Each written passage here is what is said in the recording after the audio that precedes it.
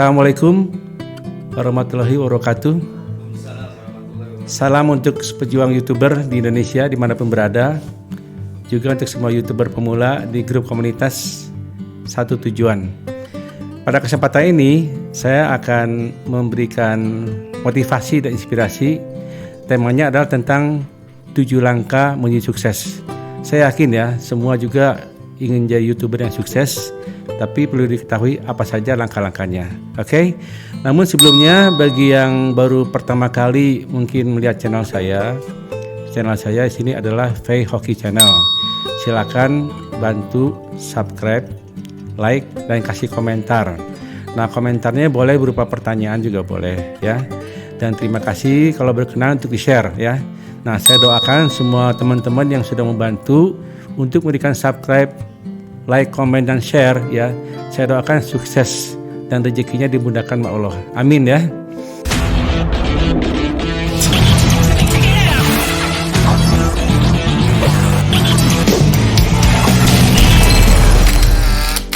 Oke, nah kita mulai ya. 7 langkah menuju sukses. Pertama, kita harus berani punya mimpi yang besar ya. Jadi setiap orang itu harus punya mimpi. Nah, kita lihat ya, banyak hal-hal di dunia ini berawal dari mimpi. Dulu manusia bermimpi untuk bisa lebih cepat daripada kuda. Terciptalah sepeda motor dan mobil ya. Manusia juga pernah bermimpi ingin bisa terbang seperti burung. Terciptalah pesawat ya. Nah, sekarang apalagi di zaman internet banyak sekali mimpi yang dulu tidak mungkin menjadi mungkin. Termasuk ya kita bisa menjadi YouTuber, artinya bisa ditonton oleh seluruh dunia. Ini juga mungkin suatu mimpi yang tidak pernah kita bayangkan kan. Nah, artinya apa? Artinya ya untuk sukses kita mesti berani bermimpi. Ya. Kita berhak bermimpi menjadi YouTuber yang sukses siapapun dia. Artinya jangan pernah merasa saya ini bukan siapa-siapa gitu. Artinya bermimpi tidak berani bagaimana bisa sukses itu kan. Nah, mimpi itu identik dengan kemauan. Atau yang lebih halusnya adalah niat ya, punya suatu niat yang kuat untuk sukses. Itu yang pertama. Kemudian yang kedua, sesudah punya mimpi, kita harus punya goal ya, planning, suatu rencana mau gimana goal kita. Nah, kita ketahui ya, sebagai YouTuber itu kan kita harus untuk bisa menjadi partner YouTube. Langkah pertama kita kan harus punya 1000 subscriber dan 4000 jam tayang. Nah, untuk hal itu ya, itu harus ada targetnya. Jadi artinya jangan terlena. Berapa lama nih saya untuk mengejar 1000 subscriber? Berapa lama saya mengejar 4000 jam tayang? Nah, kalau kita punya target, kita rencanakan apa saja langkah-langkah yang mesti saya lakukan. Nah, karena kalau kita hanya punya mimpi lalu tidak punya rencana, tentunya hal yang sia-sia kan. Nah, jadi kita mesti rencanakan berapa lama kita harus bisa menjadi partner YouTube. Ya, berapa lama kemudian saya mesti punya 10.000 subscriber. Nah, itu semua di planning. Dan dari planning ini, maka langkah ketiga kita adalah action. Actionnya apa? Kita sebagai content creator, kita harus membuat konten yang menarik, ya, tema yang menarik supaya kita bisa mendapatkan pelanggan atau subscriber yang sebanyak-banyaknya, begitu viewer ya, dan penonton. Jadi itu langkah ketiga ya, action ya. Karena tadi sudah punya mimpi, sudah punya rencana, kalau tidak ada eksekusinya itu action, ya sia-sia juga kan. Itu langkah ketiganya. Nah, setelah action, apalagi yang perlu kita lakukan? Ya, langkah keempat, kita perlu membangun suatu jaringan ya, atau silaturahmi, atau bahasa di YouTube adalah komunitas. Karena YouTube sendiri judulnya adalah ya komunitas ya. Makanya kita artinya di YouTube ini kita tidak bisa berjalan sendiri ya. Nah, sedangkan untuk artis itu kan dia punya fans, punya penggemar kan. Penggemar dia adalah suatu komunitas. Nah, kita bisa menciptakan suatu fans atau penggemar yaitu dengan membangun komunitas. Nah, di YouTuber Satu Tujuan itu kan kita semua punya komitmen untuk gotong royong kan. Karena itu saya membangun komunitas di Satu Tujuan itu tujuannya seperti itu supaya kita bisa saling mendukung ya. Nah, tentunya di sini untuk komunitas ini dibutuhkan suatu komitmen bersama ya.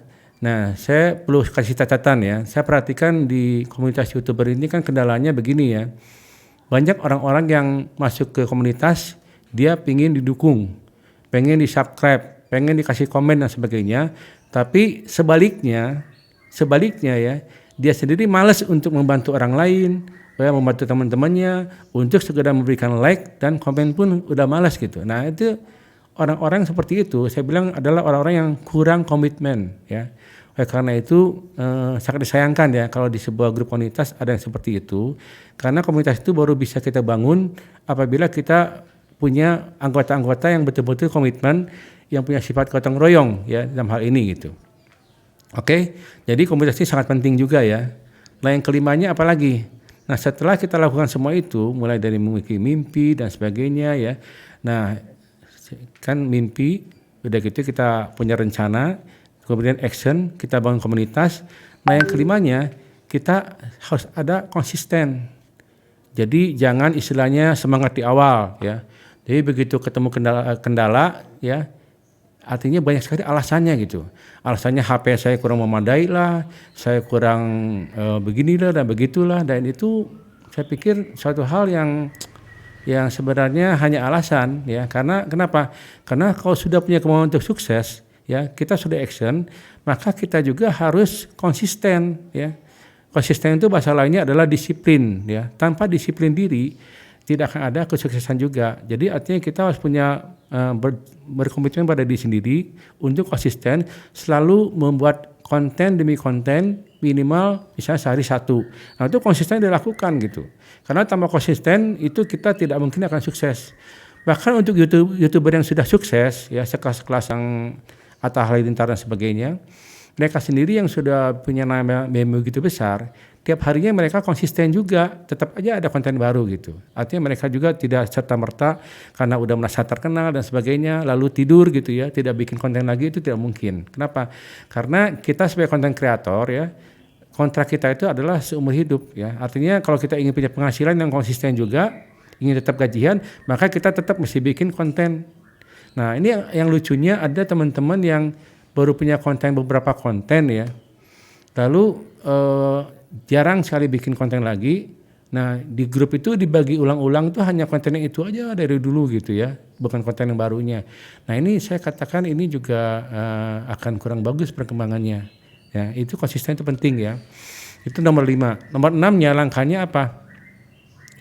Untuk menunjang semua itu ya, kita harus punya semangat dan percaya diri. Semangat dan percaya diri adalah suatu kesatuan ya.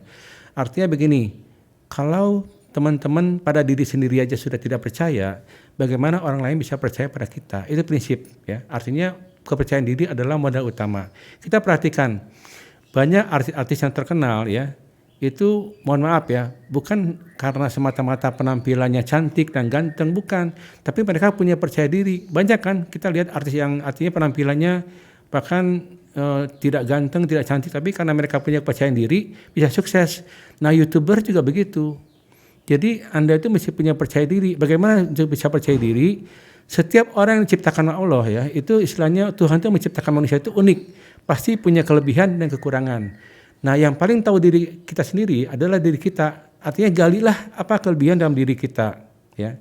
Nah misalnya saya suka nyanyi, ya udah kita explore di YouTube ini untuk bernyanyi.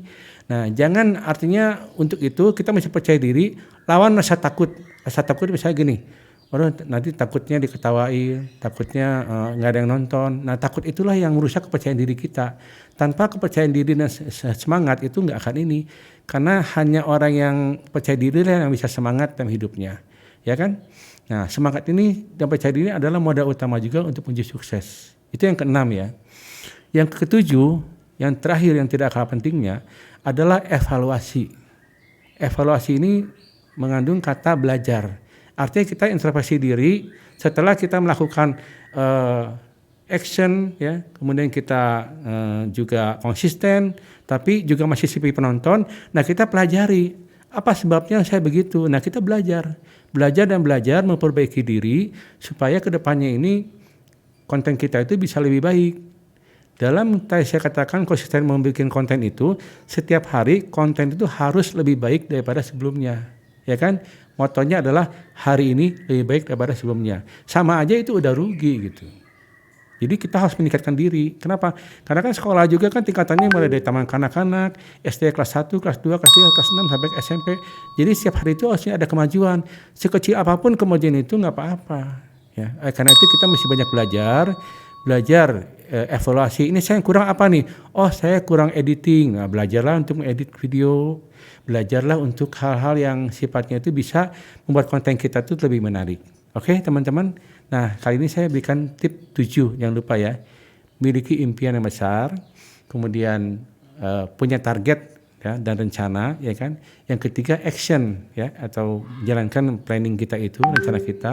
Keempat, kemudian kita tadi membangun komunitas, ya kan. Juga kemudian mesti konsisten, ya kan. Nah, yang terakhir adalah yang saya katakan itu adalah evaluasi diri. Kita harus bisa selalu introspeksi diri, memperbaiki daripada kemampuan diri kita, belajar dan belajar. Jangan merasa misalnya sudah pinter dan sebagainya, karena belajar itu nggak akan ada habisnya, ya. Saya kira demikian dulu teman-teman ya dari saya. Sekali lagi jangan lupa subscribe, like dan komen. Oke, terima kasih. Salam sukses selalu untuk semua YouTuber. Satu tujuan.